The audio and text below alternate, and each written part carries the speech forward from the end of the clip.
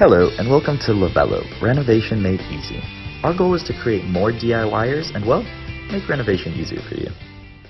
On this episode, I'm going to be going over what you should know before buying a sink. In theory, it's not difficult to choose a kitchen sink. All you need to do is choose the material, color, and size, right?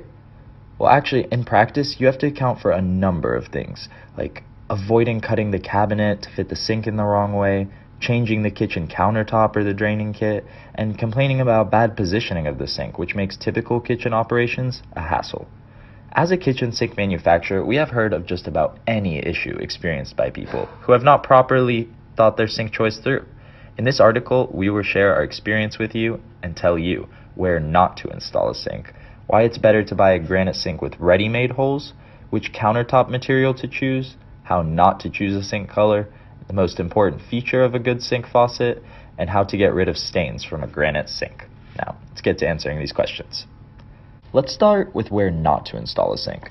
Sinks come in various shapes and sizes. Such a wide selection enables customers to choose sinks that best fit their kitchen. However, what most customers very often don't take into consideration is the space next to the sink. For practical reasons, it is best not to install the sink in these places. Immediately next to the cooktop. Dirty water and the washing up liquid may get into your food. Also, with the bowl located in the immediate vicinity of the fridge or wall, the washing up is inconvenient with the fridge or wall right beside. Or underneath a low-hanging cabinet. Such a cabinet makes it difficult to wash, remove, or put large objects into the sink, and if you are tall, it will block your view when doing the washing. 4. By the window. When installing a sink by the window, you should be aware that a convenient place for a plates dryer in the cabinet above the sink will no longer be available. In addition, the faucet may cause inconvenience when opening and closing the window. Plus, if you plan on installing a food shredder, you need to allow for a lot of space under the sink. So why is it better to buy a granite sink with ready-made holes? Granite sinks can be divided into about 3 standard categories. 1, where they have the mounting holes made by the manufacturer. 2, when they have no holes, but there are places where they can be punched and sanded on one's own. And 3, having no holes or special places for them, in which case they must need a special drill bit. For obvious reasons, punching a hole is not an ideal solution. It can sometimes result in chipping the edge of the hole, which cannot be compensated for by sanding. Please note that such a defect is not covered by the warranty. Additionally, if you decide to buy a sink with holes to be punched, you will not be able to make them anywhere elsewhere without drilling. And drilling a hole in a sink requires a special drill bit, a handle, and obviously, your precious time.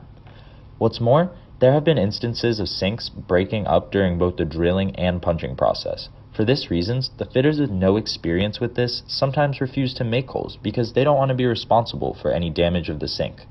And did you know, when you buy from us, we will make the holes for free, as many as you want, in as many places as you'd like. Which countertop material you should choose? A kitchen countertop, together with an appropriate sink, are the most displayable and visible elements of the kitchen. However, you should consider carefully the choice of the material for the countertop, as any bad decision will stand out for years to come. Stone, granite, or composite will be good for both undermount and drop-in sinks.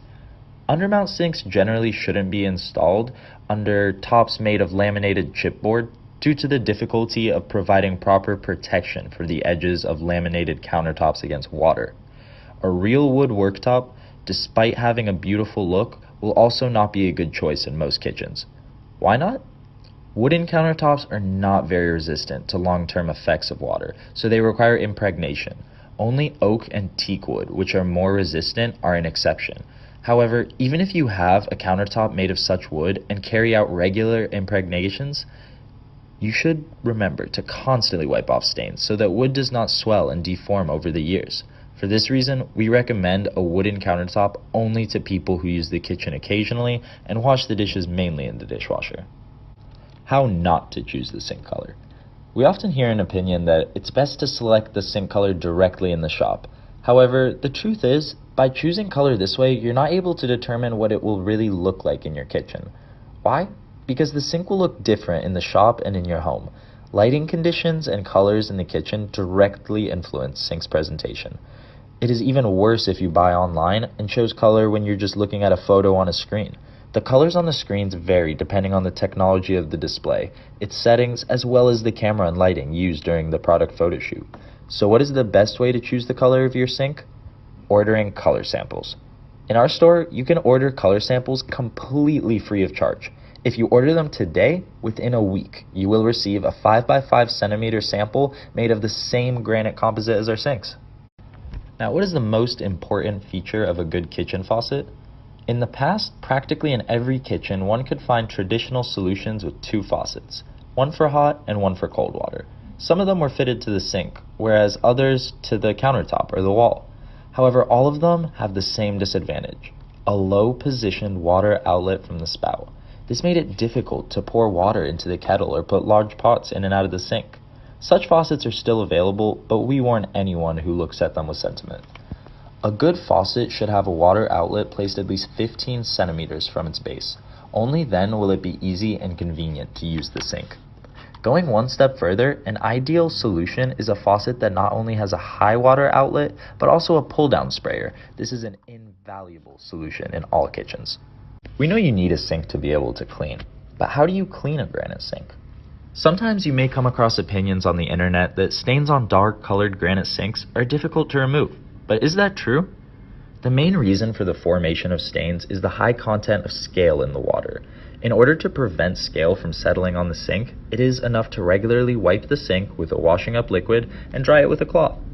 The sink can also be impregnated with cooking oil so that scale settles on it more slowly.